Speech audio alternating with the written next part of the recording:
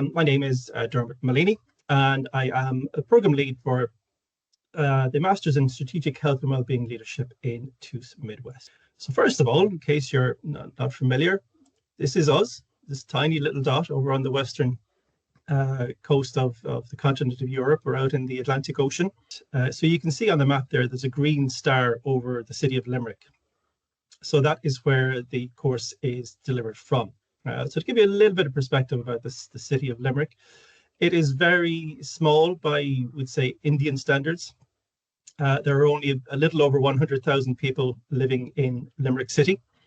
But nevertheless, it is a vibrant and a very youthful and very friendly city. So there are three major universities based in Limerick, of which TUS is one. So we have a large student population of about 34,000 people. It's because of its size, it's very compact, it's very walkable, it's very easy to navigate, it's a safe city, and it's a nice city to spend a year of your life in. It is based on the west coast of Ireland, which is a very scenic and very beautiful part of the country, and is part of the Wild Atlantic Way. So if you'd like to Google the Wild Atlantic Way, you'll get a perspective of what the west coast of Ireland is like. It's quite stunning in parts. And Limerick is also host to some of the biggest companies in the world. So companies like Uber and Dell and Northern Trust Bank and Johnson & Johnson, Analog, Regeneron. So if you're interested in finding more about Limerick, just go to www.limerick.ie. The other thing about Limerick, it's very easy to access because we have a small airport, probably 25-30 minutes away, called Shannon Airport, which makes access to the Midwest very, very easy. But the other thing about a small country like Ireland is it's very easy to get around. So there's a blue star over our capital city, which is Dublin, which is much bigger than Limerick, but again, probably a little bit small by Indian standards or Asian standards. Only about, I guess, 1.5 million people living there. But we can be in Dublin in about 2 hours on the motorway. So probably roughly the same on the train. So it's quite easy to pop up to the capital city and to enjoy all that has to offer. And some of the other major urban centres that are also quite easy to navigate to are, you've got Cork down in the very south. You see the Red Star.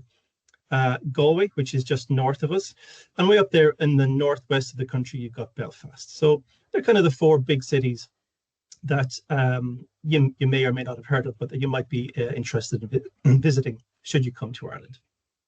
So I have a short little video here that just gives you a little bit of perspective on what life is like in Limerick and demonstrate how student-friendly Limerick is.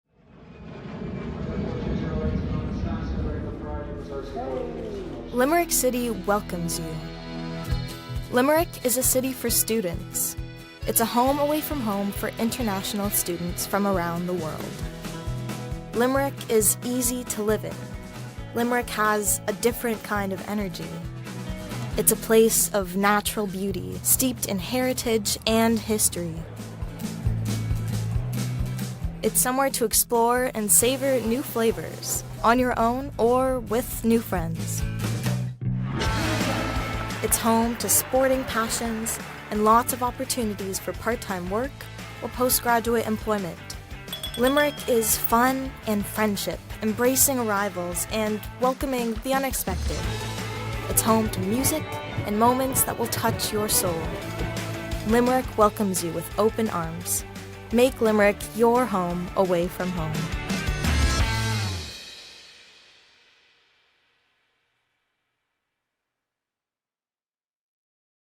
Of course, when you move to a new country, into a new city, one of the first things you're going to be concerned about and interested in is, where am I going to live?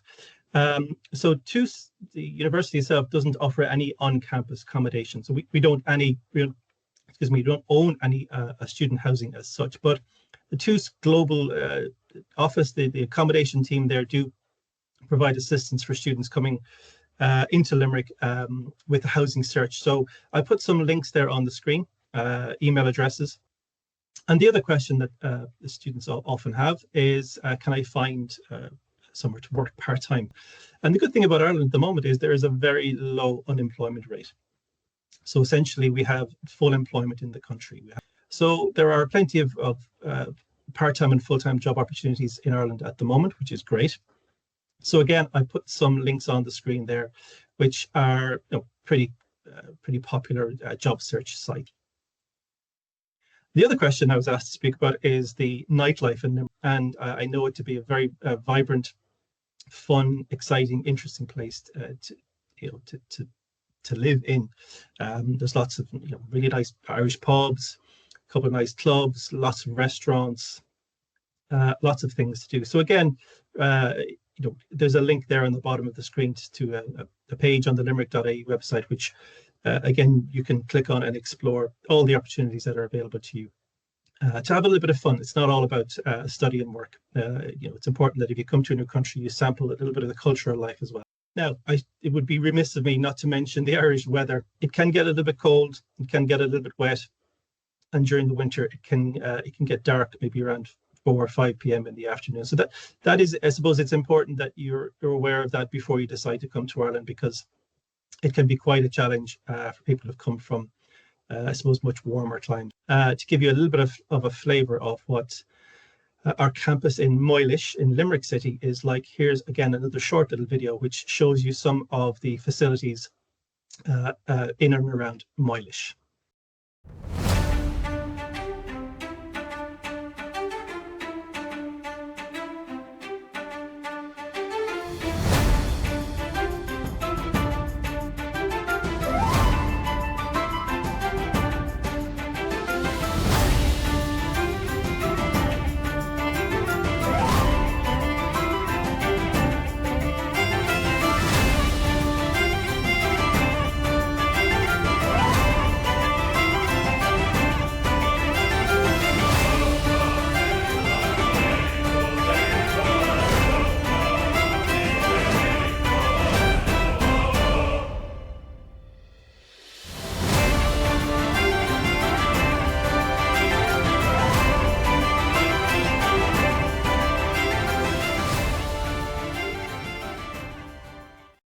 Okay, so let's move on then to talk about the actual program itself. So as a way to, I suppose, introduce it and to explain why it is important, I'd like you to take a moment just to think about the wellness industry, if we frame it that way.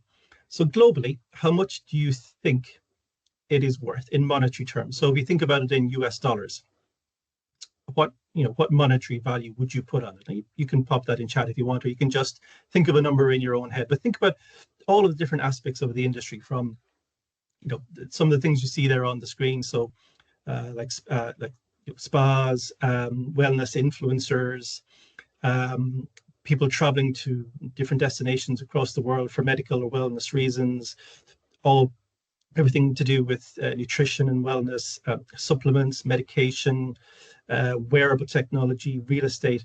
All of that combined is, let's just say, it's a very, very, very large number.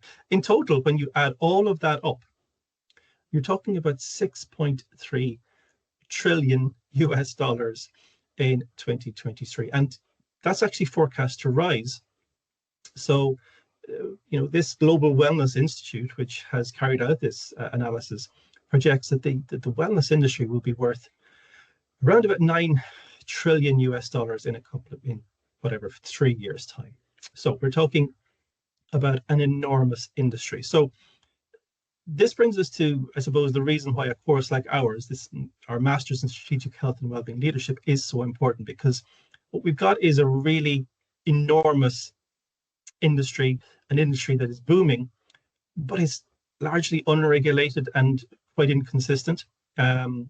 So when there's that much, I suppose, money at stake, there are inevitably going to be bad actors. And we see this all the time. We see it in the media, we see it on social media, we see people trying to exploit others to make money. We see the spread of misinformation and disinformation. We see the prevalence of pseudoscience. And these are some of the things we'll talk about on the program. So what we need in the industry is ethical leadership, evidence-based practice, and where necessary, policy reform. So there's an image on the screen. Some of you may have seen a recent very popular show on Netflix about an Australian influencer called Belle Gibson. It's called Apple Cider Vinegar. So it's all about this, I suppose, this lack of regulation and the exploitation that can happen in an unregulated industry. So this is what we're trying to do. We're trying to This brings some element of leadership and regulation to this area. So a couple of key features of our program is, as I said, it's evidence-based, and that's critically important. A lot of claims and practice in the wellness industry and the well-being industry is not evidence-based, so it's essential that we put a lot of focus on that.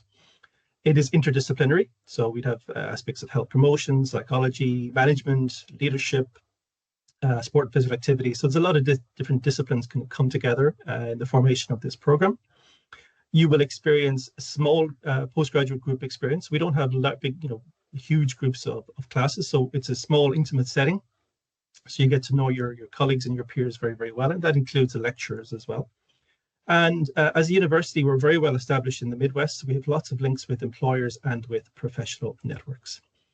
You would be on campus more than likely 2 days per week, but it may bleed into a little bit into a third day, depends on the timetabling.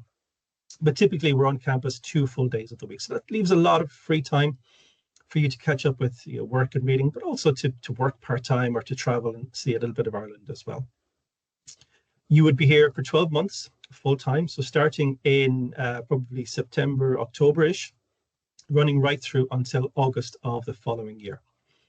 You would be in classes in semester 1, which brings you up until December of this year, semester 2, which starts in January of next year, and then for semester 3, you would be working on your own piece of research, which I'll talk about in a minute, because there are opportunities, really interesting and exciting opportunities for you to conduct research in an area that you are interested in. And if it's good enough, you get an opportunity to publish it. So this is an example of a student paper that was published only about 2 weeks ago. So Lavina is a former student of ours who was very interested in bullying and harassment in the workplace. And so she published this paper on the impact of workplace bullying and harassment for academic staff in the Irish higher education sector. So there are opportunities to get publications from your work here with us as well. Now, a lot of people are speaking about a key feature of the course. A lot of people are very excited about the fact that we don't have final exams. So all of our assessments are continuous. So you would have projects, research essays, literature reviews, dissertations, presentations, needs analyses, those types of projects that you would be working on over the course of the semester. But there are no big end of semester exams, which I guess people tend to like. So the program is open to anyone with a bachelor's degree, so a level 8 honours degree in a related discipline, or if you have a level 8 in it's sort of a different area, different background, but you've got maybe a little bit of prior learning or work experience, or if you've got a level 7 in any discipline with 3 years relevant work experience, and you're interested in this, even if you're not sure that you qualify, it's no harm putting in an application anyway. So when you put in your application, give us lots of information particularly about your interest and your passion for health and well-being, and working in the area, and leadership and management. And we'll take a look at your application and we'll do our best to try and facilitate you. So another little piece of bad news along with the Irish weather is unfortunately the fees. So the fees for the Taught Masters are currently for international students €14,500. Of course, you're going to be interested in what jobs are available to you at the end. And there are plenty of opportunities in a broad range of industries and a broad range of sectors. So in communities, workplaces, and non-governmental organizations, working with government organizations and so on. So I put a sample of some of the potential opportunities that are available to you on the screen. So what would you study if you were to take up a place on our course? So in semester 1, you will look at the pillars of health and well-being, which is all about understanding the differences between, we'll say, physical health, mental health, sexual health, financial health, and all of the different domains of health and well-being, if you like. Spend a bit of time looking at strategic planning for health and well-being promotion with myself, and then there's a personal well-being and professional development module which we've just introduced, so we're interested and excited about that. In semester 2, we start to focus a bit more on leadership and change management and project management as well. You will do a little bit of research methods to help you with your final, your major project, your piece of research, your dissertation. And we'll look at integrative practices and emerging trends in well-being. So I'm going to speak about emerging trends in well-being just very briefly in a few moments. And the other, I suppose, big module that runs right across the full year is your research dissertation. So that's what I spoke about there a moment ago. You get to choose a topic that you are interested in. You get to do a deep dive into that, and you will be supported with a research supervisor. So you'll have the full year to come up with a topic, to come up with a research question, carry out your research and write it up, and hopefully get a publication out of that at the very, very end. So that's a very exciting part of the program. So let's look at, as an example of the type of work that you might do with us, let's look at an emerging trend. So I suppose one of the big concerns globally has, over many years now, unfortunately, has been what are called non-communicable diseases. So NCDs for short. And these are diseases that we can't pick up from each other. So it's not like COVID, right? You don't sneeze and get these diseases. They're more things like cardiovascular diseases or cancers or diabetes and so on. And these are responsible for a lot of death globally. The most recent figures that the WHO have published said that in 2021, about 43 million people died from non-communicable diseases. So you're looking at the population of a country about the size of Argentina or Algeria. So a huge concern from a global health perspective.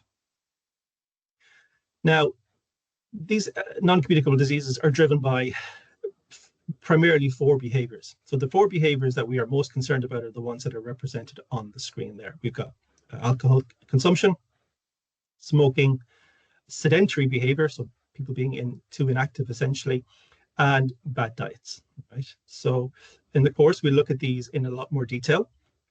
And obviously we look at behavior change and how you bring about behavior change. And it's obviously a very challenging and difficult thing at times.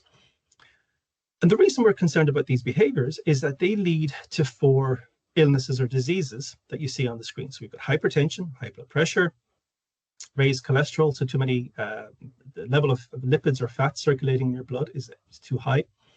And the ones I'm going to speak about a little bit today are overweight and obesity and raised blood glucose. So there are exciting things happening in this space, particularly around new medicines that have come on the market in the last couple of years. So traditionally, the treatment for overweight, obesity, and raised blood glucose, or diabetes essentially, have been medical treatments such as insulin pumps or insulin injections, along with lifestyle interventions. Now, lifestyle interventions are great, but they do depend a lot on willpower. Now, so at the core of obesity and overweight is energy balance. So that's calories consumed versus calories burnt off, right? So lifestyle interventions play a very important role in that, but their impact on obesity is very variable. Now, why is that? The reason is because obesity is a disease, right? It's not a personal choice. It's a disease that affects how we regulate energy balance within our own bodies. So therefore, if it's a disease, willpower isn't enough. So for example, you can't will away cancer. You can't will away coronary heart disease. So you can't really will away obesity either. So there are lots of things that influence our body weight, and some of them you see on the screen there. Again, we'd go through these in a lot more detail on the program, but let's pick out a couple of them. So physical activity still remains really important as a lifestyle intervention for the control of overweight, obesity, and blood sugars.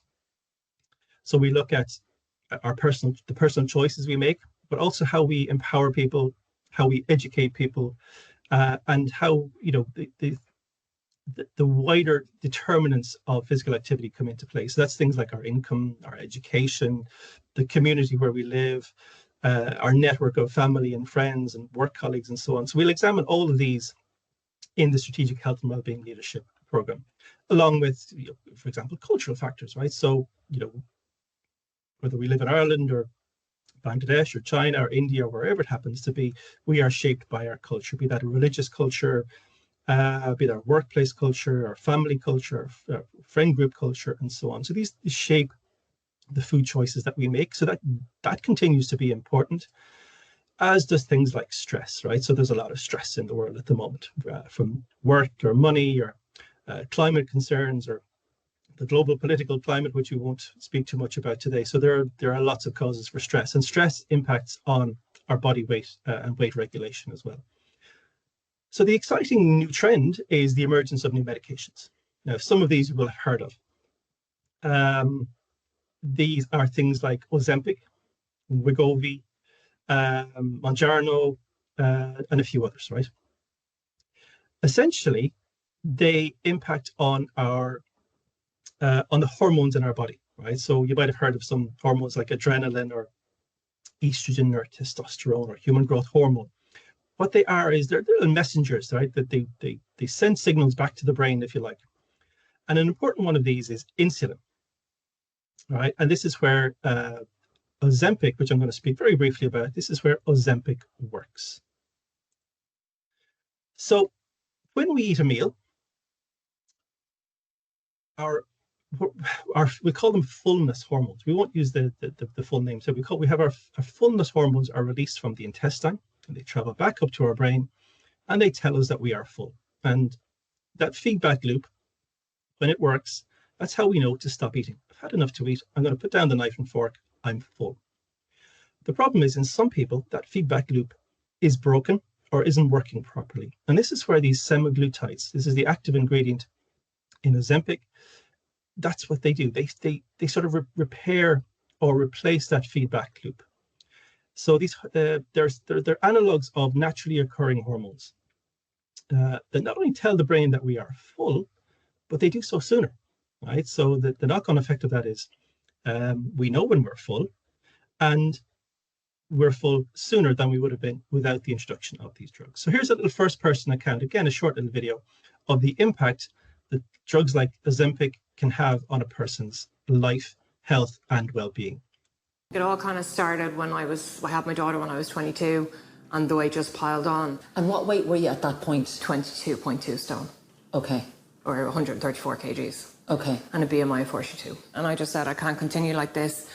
My heart rate is high, my blood pressure is high, I can't walk up one flight of stairs, my knees are hurting me, my hips are hurting me. I'm a young woman, I'm in my 30s, I need to do something. As soon as I took that first injection, I changed my mindset around food very, very quickly. The nighttime cravings were gone. So the food noise is gone. I knew I had to put in work with taking the Ozempic. I knew it wasn't just going to be a case of take it and watch the results roll in, but I knew I had to get weight off first before I could put in the work. These are exciting emerging trends that we will study and examine in more detail. And we won't just look at the positives, right? We look at, I suppose, the issues around the introduction of these drugs. For example, what happens when you come off the drugs? Do you put the weight back on, right?